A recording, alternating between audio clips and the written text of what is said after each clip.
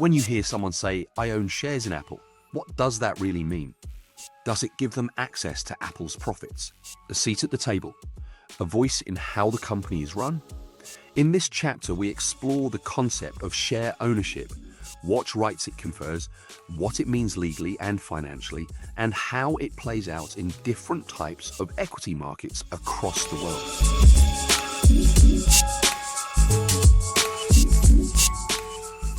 A share, often called a stock or equity, is a unit of ownership in a company. When a company issues shares, it's essentially dividing ownership of the company into small pieces and offering them to investors. If you own one share of a company that has 1 million shares outstanding, you own 0.0001% of that company. Shares are traded on stock exchanges and their prices fluctuate based on market perception, supply and demand, and company performance. But beyond price movements, being a shareholder comes with a set of legal rights and potential financial benefits.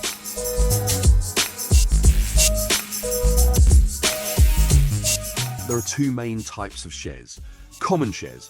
These are the most widely held shares. They usually come with voting rights and a claim on a portion of the company's profits through dividends if declared. However, they are last in line if a company is liquidated. Preferred shares. These typically don't offer voting rights, but have a higher claim on assets and earnings. Preferred shareholders receive dividends before common shareholders and often at a fixed rate. Owning shares gives you certain entitlements. Here are the most important ones. 1. Voting rights. Common shareholders can vote on key issues at the company's annual general meeting, AGM, such as electing board members or approving mergers. 2. Dividend rights. If a company decides to distribute a portion of its earnings, shareholders receive dividends based on the number of shares they own. 3. Capital gains. If the value of your shares increases over time and you sell them at a higher price, you make a profit, known as capital gain. 4. Access to information.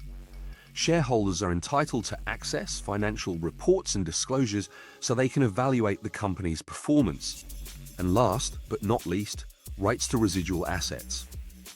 In the event of liquidation, shareholders may be entitled to a portion of remaining assets, although common shareholders are paid last after debts and preferred shareholders.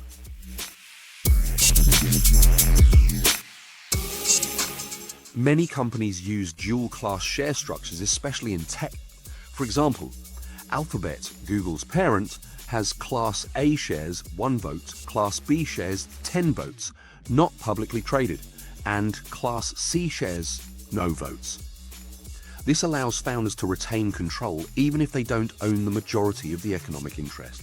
Such structures are common in the US, less so in Europe, and generally restricted in some Asian markets. They raise debates about governance and shareholder empowerment.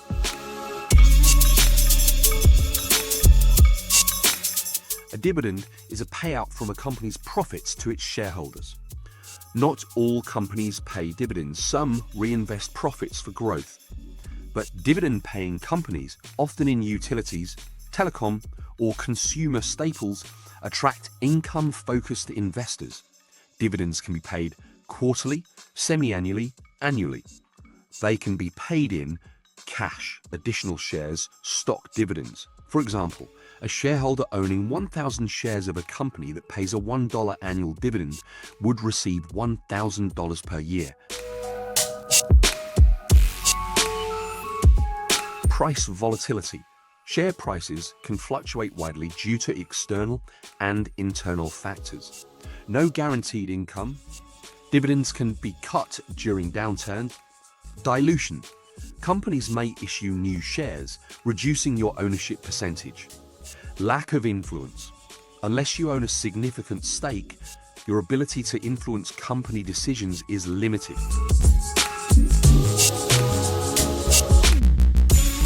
Being a shareholder fosters a sense of partnership with the company. Long-term investors often develop brand loyalty and become advocates.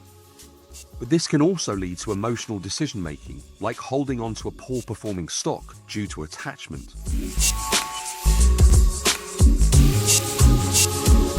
Ownership rights and protections vary by country. For example, the US and UK have strong shareholder protection frameworks. In some emerging markets, majority shareholders can dominate boards and minority rights may be less protected. European firms may emphasize stakeholder governance more than shareholder primacy.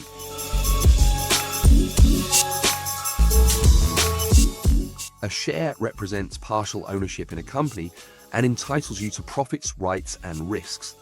Common shares provide voting rights and potential capital gains, while preferred shares offer income stability. Ownership rights vary globally and across companies. Investing in shares is not just financial, it's a long-term commitment and a stake in a company's future. Next up, in Chapter 4, we'll explore how capital flows in the market, from initial share issuance, primary market, to daily trading, secondary market.